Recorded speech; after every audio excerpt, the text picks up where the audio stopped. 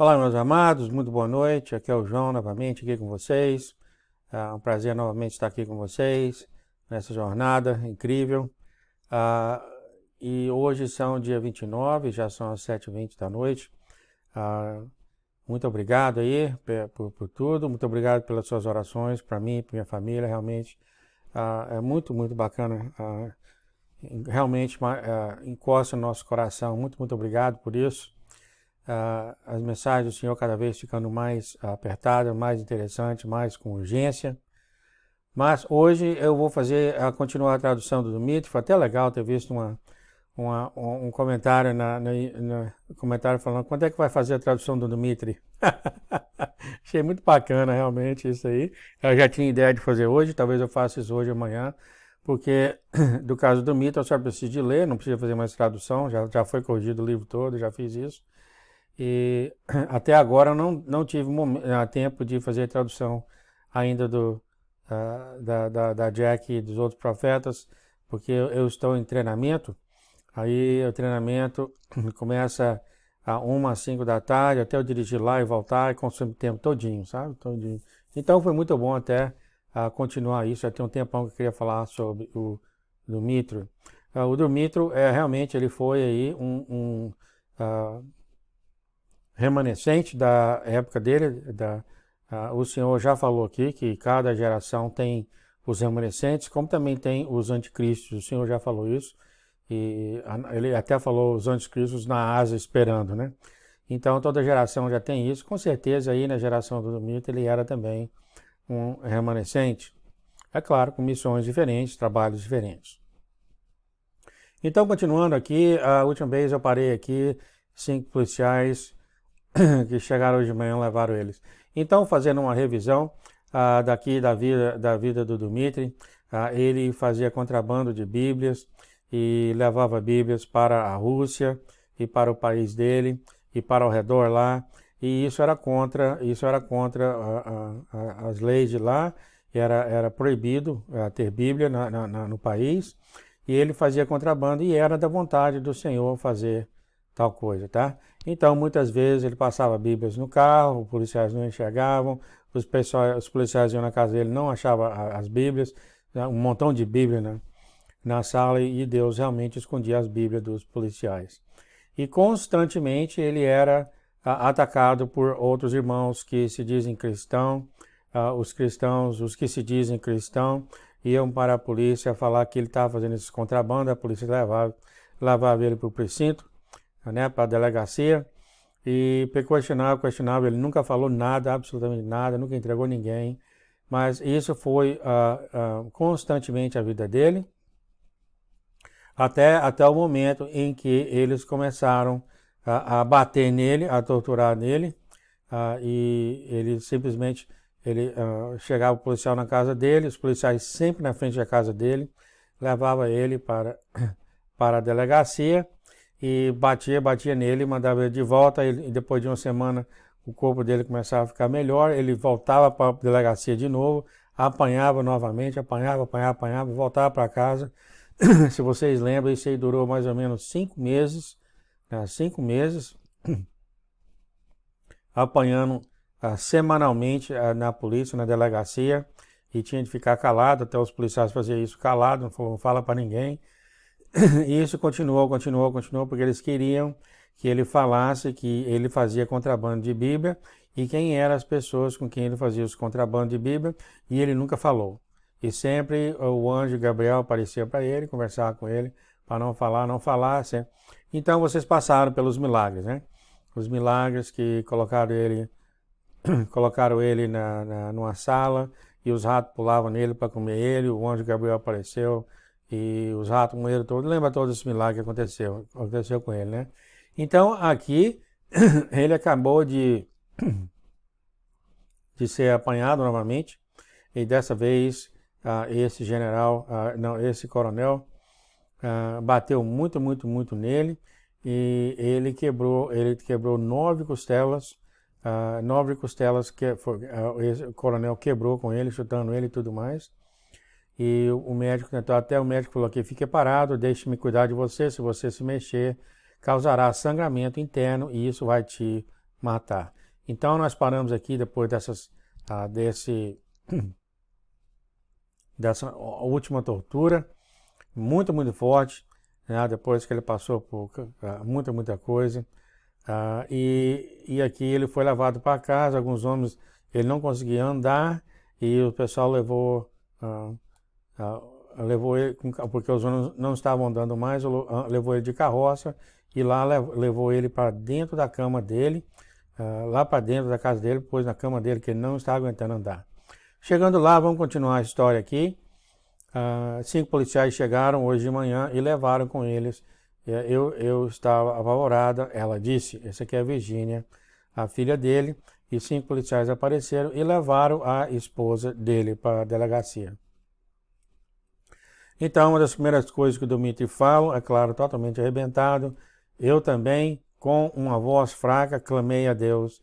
Deus, depois de todos os espancamentos e torturas pelas quais passei, agora você deixará pegar a minha esposa e espancá-la também. Quer dizer, é uma maneira assim, vamos dizer assim, falta de respeito, vamos dizer assim, com Deus, mas quem pode realmente julgar Dmitry, né? Depois de meses e meses e meses apanhando, e agora o policiais levou a mulher dele também. Então ele está nessa fase assim. Ele continuou, eu senti que não podia suportar mais, eu estava com raiva e não tinha mais força no meu corpo. Então aqui está a razão da qual ele falou daquela forma, e o Senhor realmente entende, né? É claro que o Senhor, nosso Deus, entende, né? Eu não podia fazer nada, minha dor era tão grande que eu não conseguia comer, deitei na cama, mas não conseguia encontrar paz, minha dor física e emocional não me deixou. Virgínia, que é a filha dele, vendo a minha situação, chorou amargamente, implorando que eu comesse alguma coisa. Não estou com fome, ele falou para ela. O que te machuca tanto, pai? Por favor, me diga o que aqueles bárbaros fizeram com você. Seu corpo está quase destruído. Era verdade. E isso é como estava destruído. Quer dizer, o espancamento daquele último coronel foi realmente muito, muito forte. Costela quebrada e tudo mais. Viu? Eu senti que não podia viver mais um dia. Eu estava em casa cerca de 6 horas e ainda Maria, que é a mulher dele, não havia retornado. Fiquei cada vez mais chateado, mais 3 horas de preocupação e agonia se passaram antes que eu finalmente visse a porta aberta. Já era meia-noite. Entrou Maria. Quando ela entrou em colapso. Ela era pálida e amarela, seus olhos estavam vermelhos e inchados de tanto chorar. Mas ela não esperava me encontrar em casa. Quando ela me viu, gritou de alegria: "Oh, estou tão feliz que você esteja em casa." Era como se ela tivesse esquecido sua própria miséria. Essa torcida é da minha esposa aqui do meu lado, viu? Vocês ficarem curiosos aí.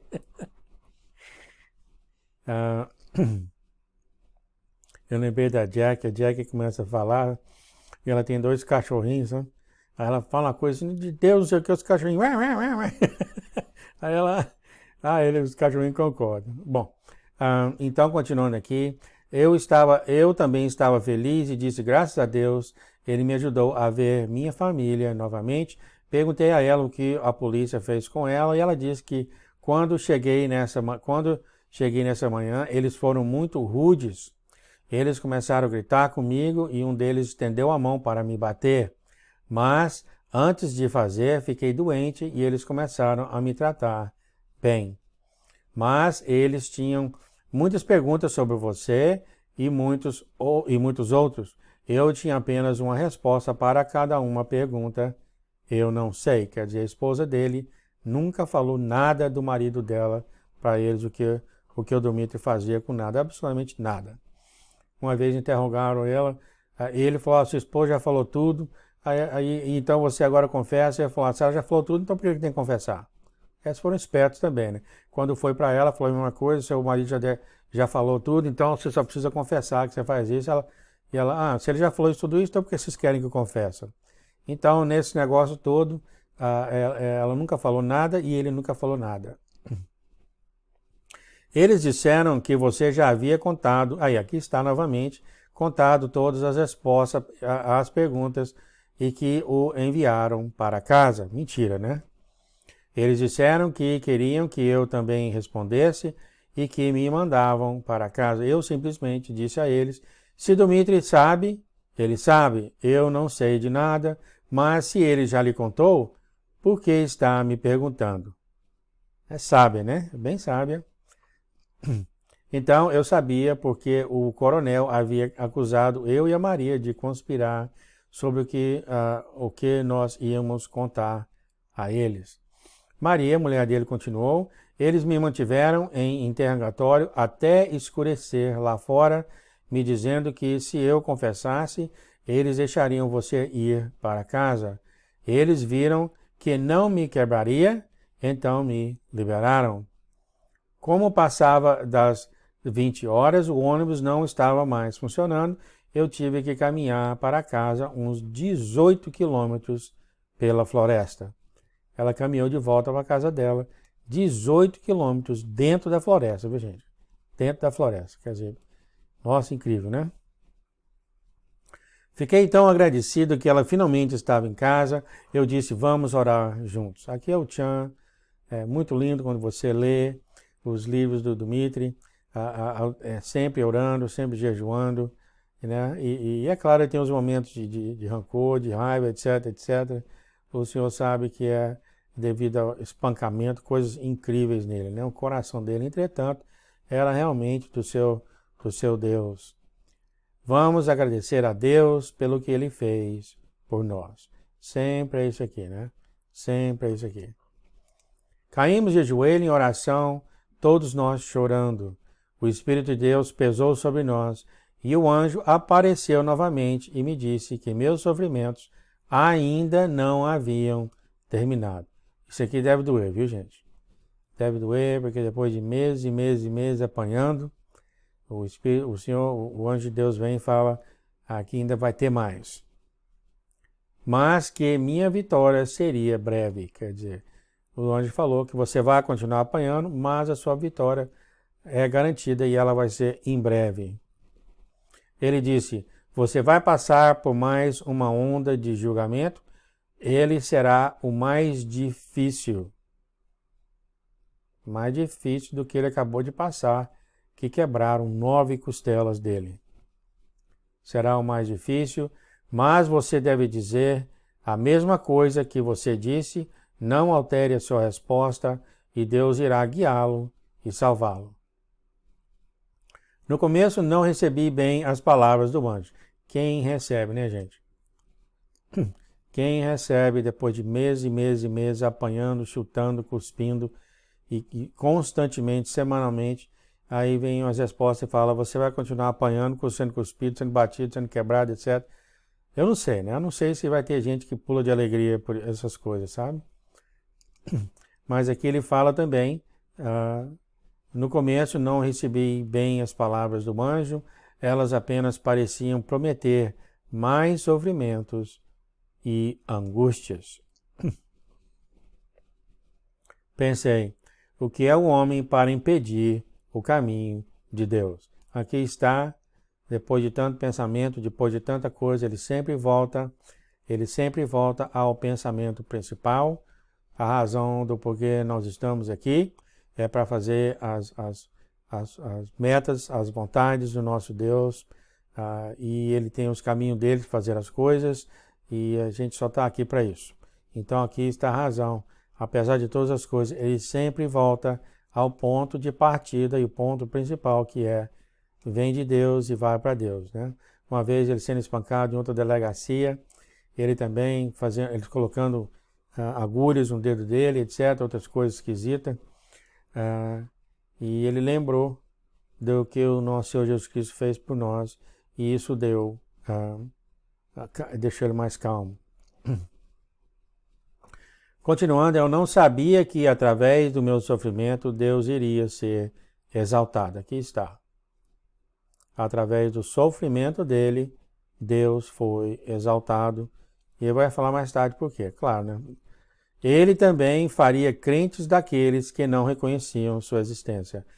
Se não me engano, ele vai continuar a falar aqui, até mesmo policiais nas delegacias se tornaram cristãos com esses exemplos. Deus realmente anda por caminhos misteriosos. Ai de nós para tentar julgar esses caminhos, tá? Ai de nós para tentar saber o que ele faz e deixa de fazer. Não é do homem querer saber os caminhos de Deus, tá? É simplesmente saber que Deus é justo, ele é certo, tudo que ele faz é correto e isso é o suficiente. O melhor, ele sempre vai fazer o que é melhor para você, né? E ele continuando fala, eu e minha família nos juntamos com outros cristãos que compartilharam com minha tristeza e angústia. Como um, começamos a jejuar e a orar. Eu queria ser preenchido com mais poder de Deus, então eu pedi repetidamente. No final de 6 dias de oração e jejum, então aqui está, 6 dias orando e jejuando, ele nunca explicou o tipo de jejum que ele faz. Eu muito curioso em querer saber muito sobre essa área, ele nunca explicou que tipo de jejum que ele faz. Deve ser, não sei se é aquele só de águas, como é que é o negócio, né? Então, continuando aqui, no final de 6 dias de oração e jejum, por volta das 8 horas da manhã, um carro da polícia parou e eu fui preso novamente. Aqui está, lá vai ele de novo. Chorando alto, saí de casa e meus entes queridos, que também choravam amargamente. Claramente, os planos de Deus não poderiam ser mudados, né? O que parece é que as orações de jejum eram para mudar os planos de Deus, ou seja, para ele não ser mais torturado, principalmente depois quando ele falou que ele seria torturado, e agora ele está vendo, e eu acho que é por isso que ele escreveu aqui, claramente os planos de Deus não podiam ser mudados, quer dizer, o jejum não fez isso, né? Entrei no carro, onde 3 policiais me esperavam. Dentro de meia hora estávamos na delegacia. Novamente, fui levado ao homem que menos queria no mundo todo, o coronel Voinéa. Ele não tinha coração nem piedade. Mal poderia esperar para começar a me bater de novo. Ele zombou de mim e falou, né?